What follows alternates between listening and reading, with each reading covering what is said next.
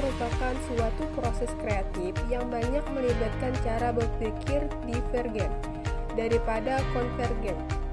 Menulis tidak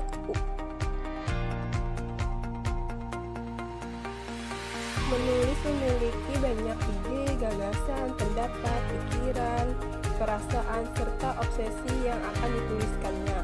Walaupun secara teknis ada kriteria yang dapat diikutinya, tetapi wujud yang akan dihasilkan itu sangat bergantung pada kepiawaian, imajinasi, dan kreativitas penulis dalam mengungkapkan gagasan.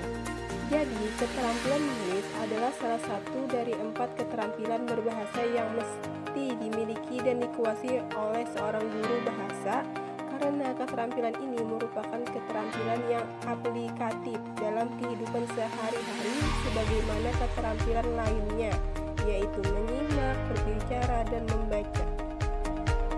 Ya, jadi di sini saya akan menjelaskan mengenai tujuan menulis. Tujuan menulis yang pertama adalah menginformasikan segala sesuatu, baik itu fakta, data, maupun peristiwa, yang bertujuan agar si pembaca mendapat pengetahuan dan pemahaman baru perihal apa saja hal-hal yang terjadi pada saat ini melalui media tulis. Yang kedua, tujuan menulis adalah mendidik. Mendidik adalah salah satu tujuan dari komunikasi melalui tulisan. Melalui membaca hasil tulisan, wawasan pengetahuan seseorang akan terus bertambah, pengetahuan akan terus diasah, yang pada akhirnya akan menentukan perilaku seseorang tersebut. Orang-orang yang berpendidikan misalnya cenderung lebih terbuka dan lebih menghargai, toleransi, dan tentu saja cenderung lebih rasional. Yang ketiga, tujuan menulis adalah menghibur melalui tulisan, misalkan saja dalam bentuk novel, komik, dan lain-lain. Yang terakhir, tujuan menulis adalah seorang guru hendaknya memiliki pengetahuan dan pemahaman tentang menulis, karena menulis merupakan keterampilan produktif dan ekspresif. Konsep dasar dan tujuan menulis menjadi salah satu faktor pembelajaran bahasa. Demikian juga halnya seorang guru, agar pembelajaran menulis bahasa Indonesia di kelas dapat meningkat, salah satu caranya adalah guru harus memiliki pengetahuan dan pemahaman tentang konsep dan tujuan menulis. Yang ketiga ada manfaat menulis. Kemampuan menulis di sini diperlukan semua lapangan pekerjaan. Misalnya seorang dokter yang perlu menuliskan resep obat bagi pasiennya. Kemudian ada seorang polisi yang perlu menuliskan detail suatu insiden berupa sebuah laporan penyelidikan atau interogasi untuk digunakan dalam persidangan. Terus kemudian ada seorang sekretaris yang perlu menuliskan surat atau laporan untuk disampaikan kepada pemimpin perusahaan. Sampai munculnya pendapat bahwa keberhasilan suatu jabatan atau pekerjaan ini ditentukan oleh kemampuan yang bersangkutan berkomunikasi secara efektif, khususnya komunikasi tulis. Adapun manfaat menulis dapat kita lihat dari berbagai segi, yaitu yang pertama secara psikologis. Menulis di sini sangat bermanfaat dan bisa membuat kita sehat, bahkan mampu membuat kita untuk mampu mengontrol diri, melepaskan segala persoalan hidup. Yang kedua, secara metodologis, menulis di sini bermanfaat untuk melatih kita berpikir secara teratur, untuk melakukan suatu tindakan yang sesuai yang dikehendaki, bahkan untuk memudahkan pelaksanaan suatu kegiatan guna mencapai tujuan yang ditentukan. Yang ketiga ada secara filosofis, bermanfaat untuk melatih kita berpikir secara radikal atau berpikir secara mendalam. Kemudian yang keempat ada secara pendidikan, mampu mempengaruhi kita untuk melakukan proses belajar. Maka seseringkali kita menulis atau seberapa banyak kita menulis, sesering itu pula kita telah melakukan proses pendidikan atau proses belajar. Nah, jadi berdasarkan hal tersebut itu dapat kita simpulkan bahwa manfaat keterampilan menulis dari berbagai segi dan bidang pekerjaan sangatlah dibutuhkan oleh seseorang, apalagi bagi seorang guru.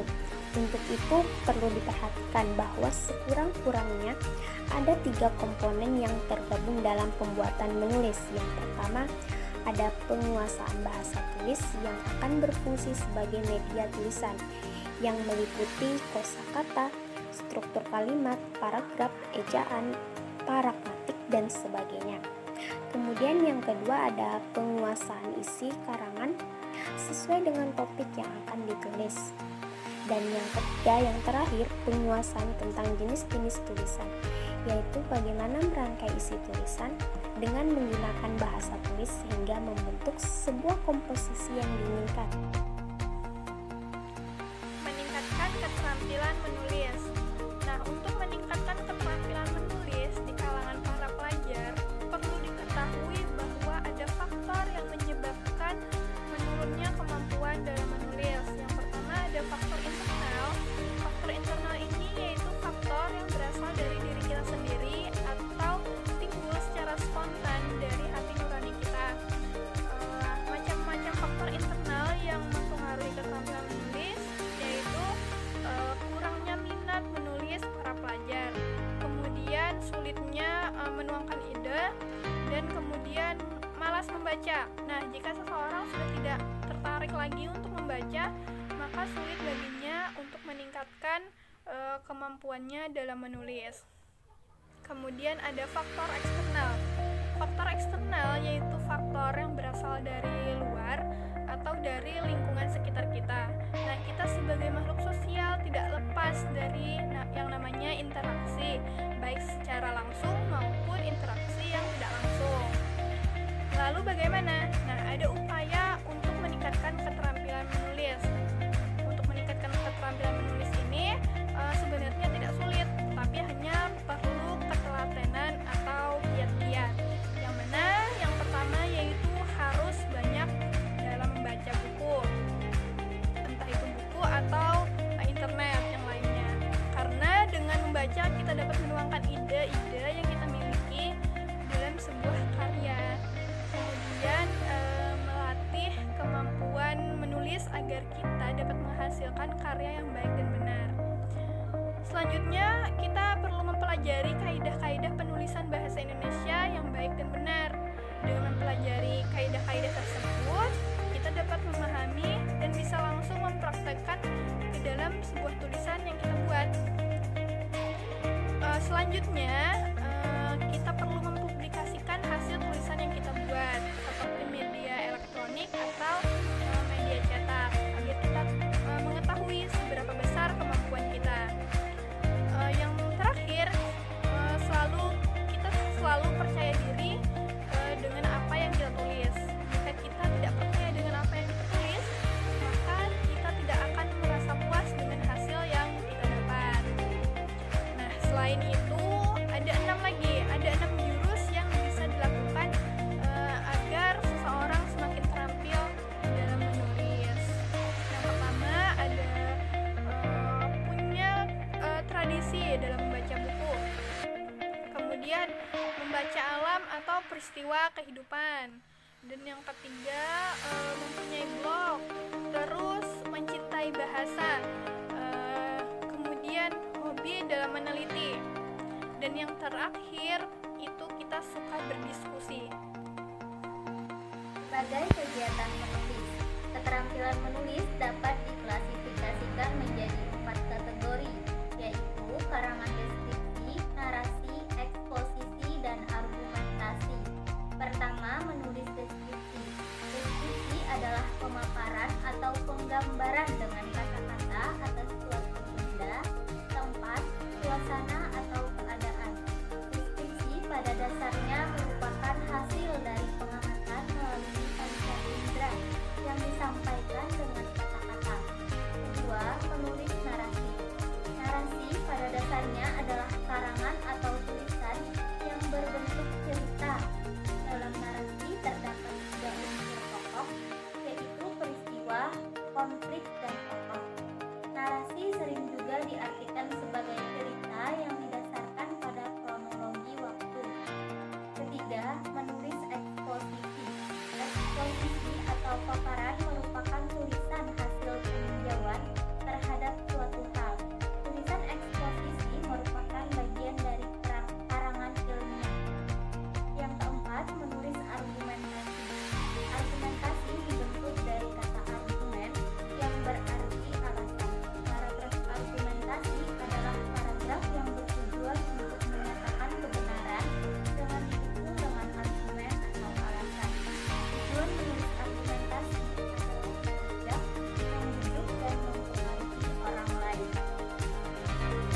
pendekatan pengajaran menulis secara tradisional beserta prosesnya. Adapun dalam materi ini lebih menekankan kepada hasil yang diberikan daripada kepada proses menulis secara baik. Dan temuan penelitian mengenai menulis menyebabkan bergesernya penekanan pembelajaran menulis dari hasil tulisan kepada prosesnya yang melibatkan pada penulisan tersebut. Peran pengajar dalam pembelajaran menulis dengan pendekatan proses tidak hanya sekedar memberikan tugas ataupun hanya sekedar menilai, namun juga memberikan bimbingan dan arahan kepada para pembelajar. Ini ada 10 langkah-langkah dalam pembelajaran menulis. Yang pertama, tujuan dan sasaran. Yang kedua, prinsip-prinsip teori. Yang ketiga, perencanaan konten. Yang keempat, elemen. Dan yang kelima, silabus. Yang keenam, bahan. Dan yang ketujuh, bermain peran. Yang kedelapan, jenis dan metode umpan balik. Dan yang kesembilan, refleksi. Yang 10, evaluasi. Selanjutnya ada langkah-langkah dalam menulis. Yang pertama itu ada perencanaan, dan yang kedua itu ada drafting. Yang ketiga ada responding. Yang keempat revisi. Yang kelima editing. Yang keenam ada evaluating. Dan yang terakhir ada pasca menulis.